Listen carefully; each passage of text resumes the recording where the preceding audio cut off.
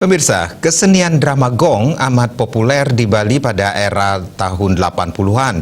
Saat itu kehadiran drama gong senantiasa dirindukan para penonton. Daya pesona drama gong demikian kuatnya sehingga penonton rela melek hingga pagi dini hari untuk mengapresiasinya. Namun belakangan di tengah maraknya kehadiran hiburan modern, pamor drama gong tidak secemerlang pada era keemasannya. Pemain drama gong Anak Agung Anom Agung sangat berharap kesenian drama gong tetap eksis menghiasi panggung pertunjukan di Bali. Karena itu regenerasi pemain penting terus dilakukan.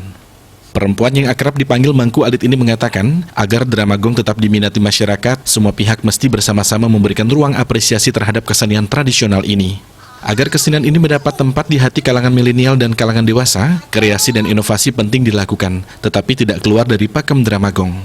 Dengan diimbangi pengasahan talenta para pemain, sehingga betul-betul menjiwai karakter tokoh yang diperankan, drama gong diharapkan tetap diminati di masa-masa mendatang.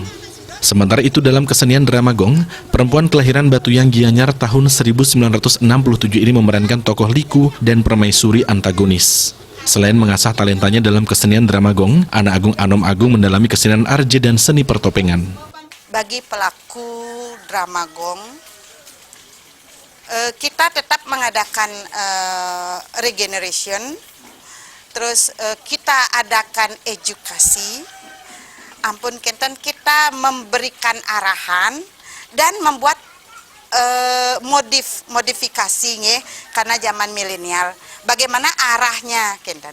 Kalau tiang pribadi, tiang tetap kepakem. Karena arahnya sekarang ampura, adanya TikTok, adanya Facebook, jadi ada anak-anak, ada anak muda, jadi yang pakai TikTok juga gitu.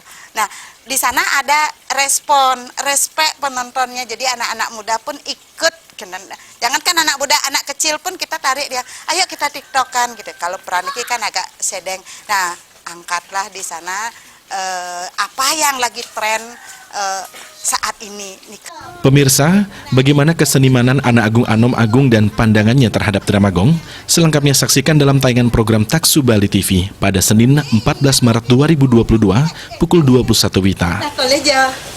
Subrata dan Indrawan, Bali TV.